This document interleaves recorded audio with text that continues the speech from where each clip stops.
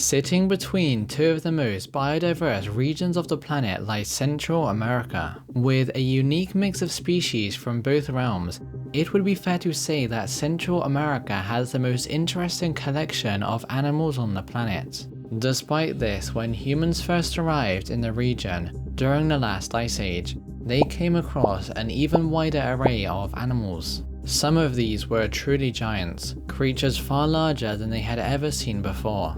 Unfortunately, many have since become extinct.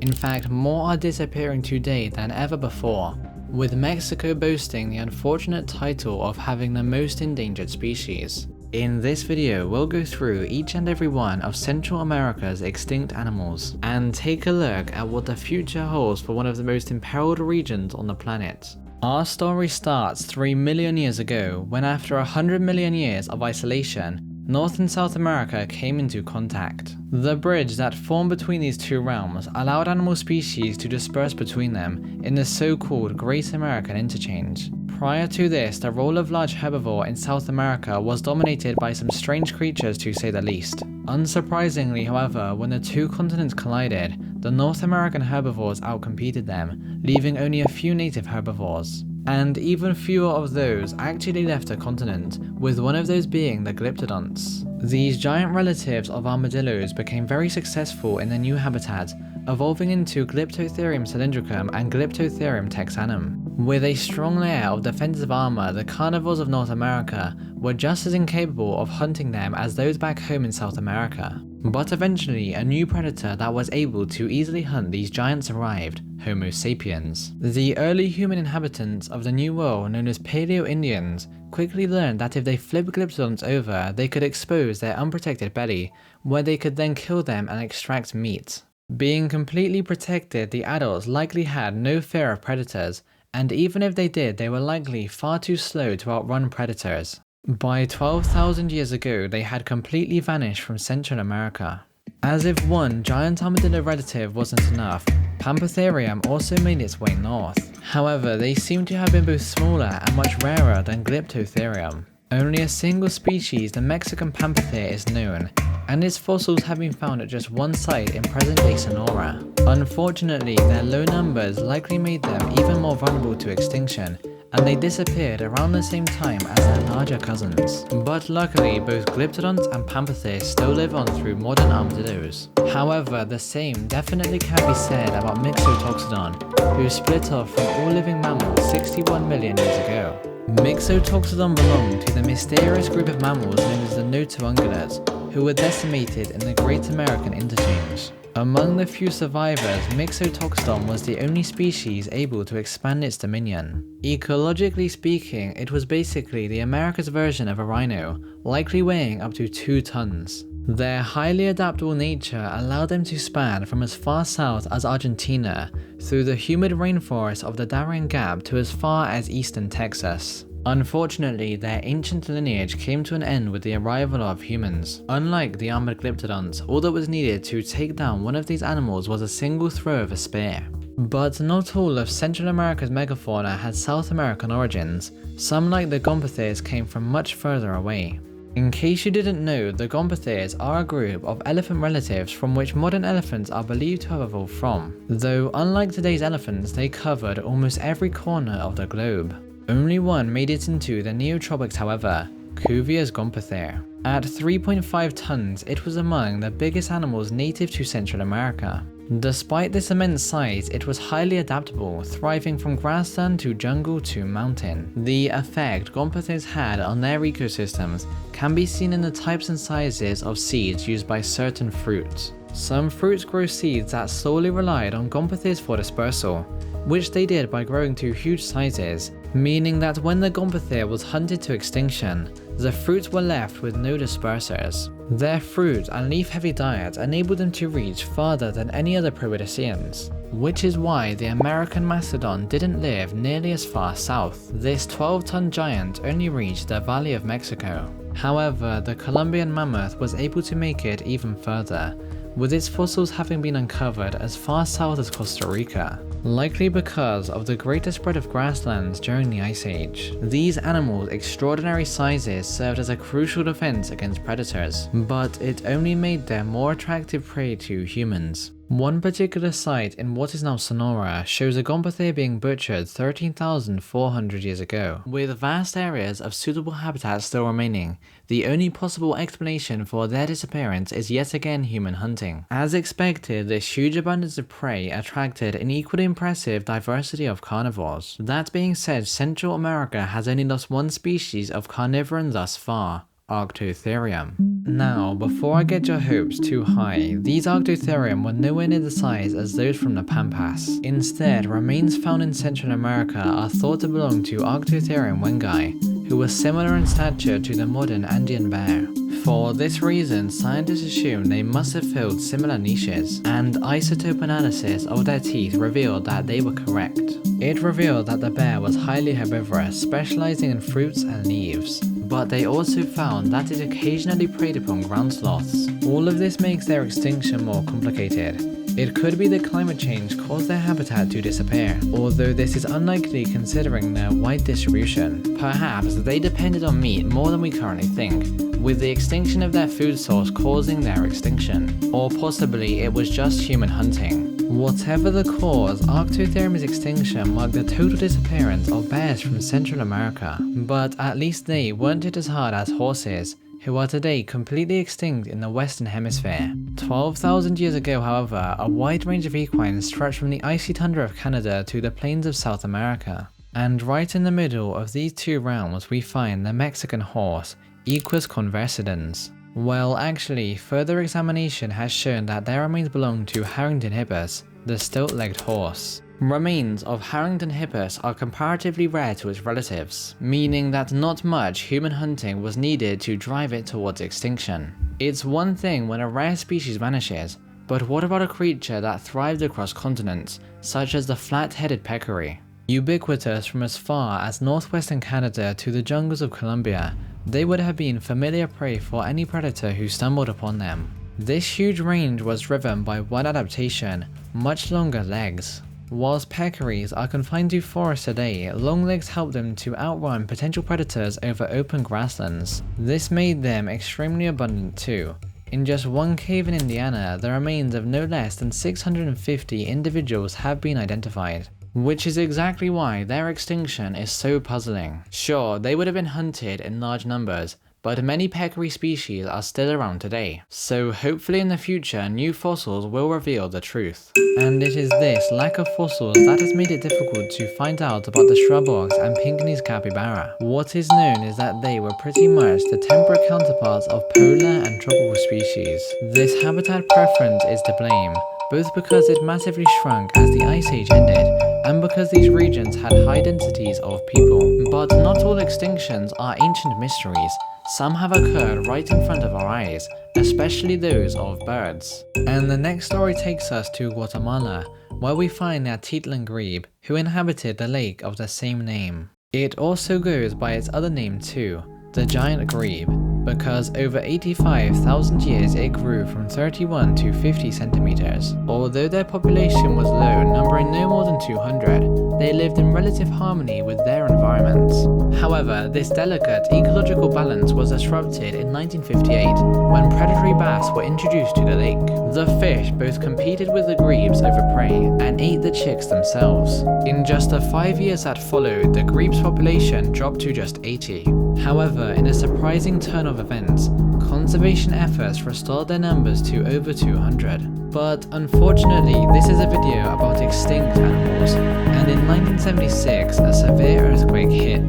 This greatly reduced the water level, leading to the last sighting in 1989. The next story takes us to yet another high-altitude lake, specifically that of the much older Lake Texcoco. Roughly 1.2 million years ago, the slender-billed grackle evolved from its ancestor, becoming dependent on the wetland habitats. Even within this small region, the bird had a limited distribution, restricted to only the southwest of Lake Texcoco and parts of the Toluca Valley. Since then, however, its habitat has undergone very significant changes to say the least. First, the wetlands were drained for agriculture and then replaced by housing. The omnivorous bird then had to feed on the maize that farmers grew, giving it the label of pest. Because of these threats, it disappeared in 1910, meaning we don't have any photos of it, and little is known about its behavior. But while lakes have seen their fair share of lost species, nothing compares to the extinction toll on islands. And 6 kilometers off the west coast of Mexico sits Socorro Island. This vast distance has resulted in a wide array of endemic species uniquely adapted for life on a remote island.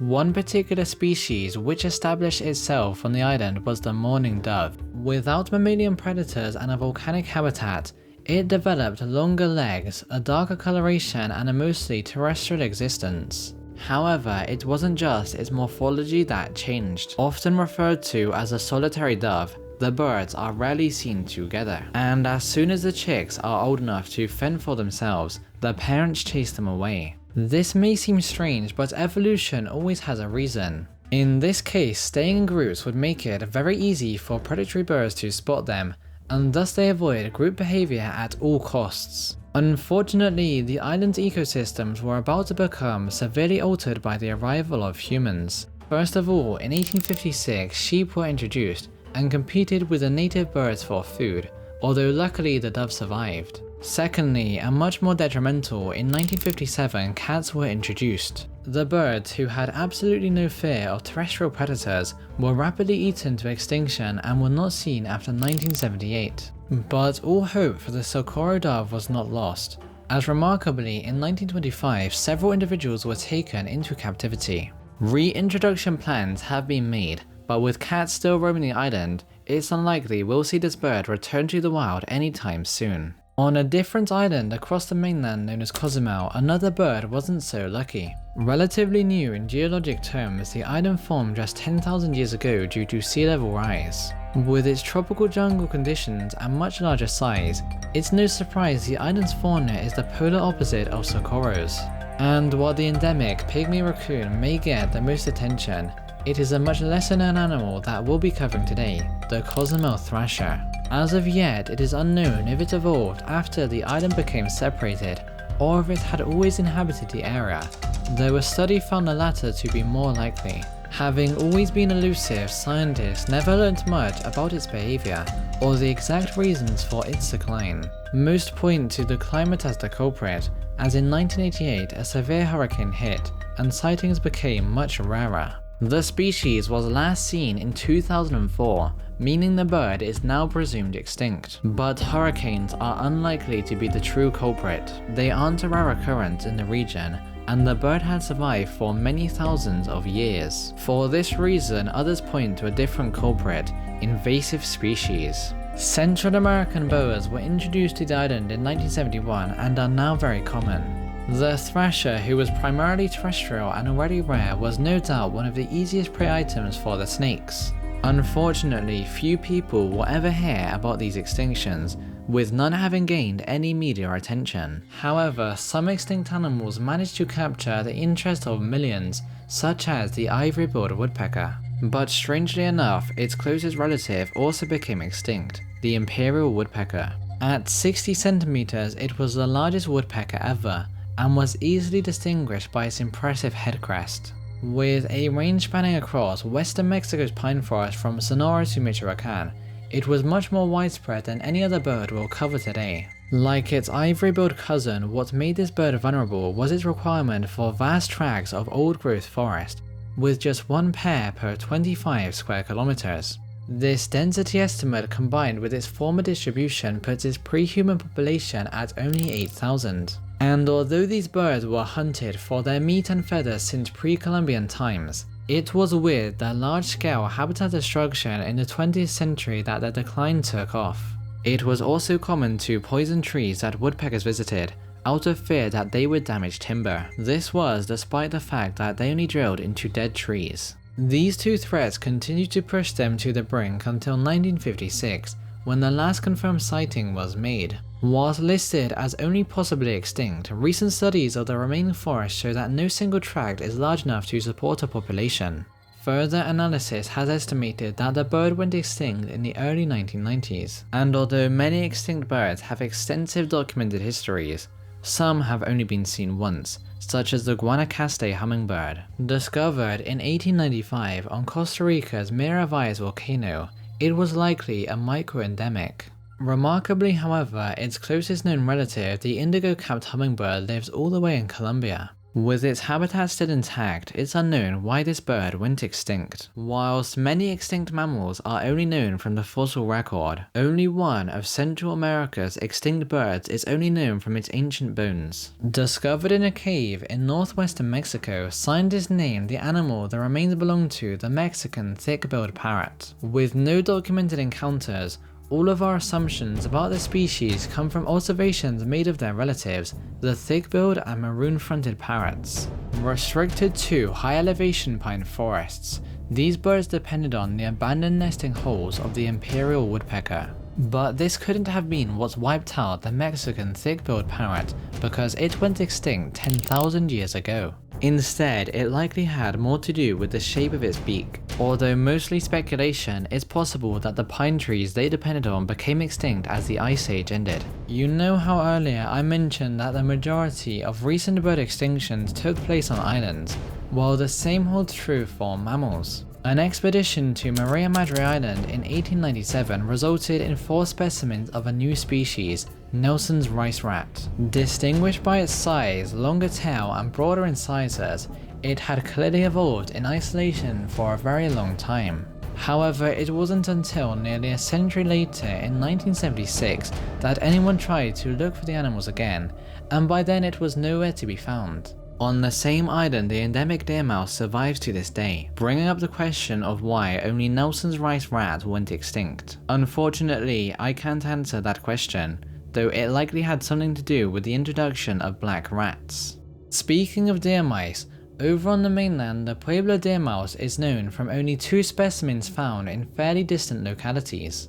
Because of this, little is known about the animal, except for that it was unique. While formerly placed with the other deer mice in Peromyscus, genetics have shown that it belongs to its own yet to be described genus. With no confirmed sightings since 1947, it is possibly extinct, even though the reasons behind its decline are unknown.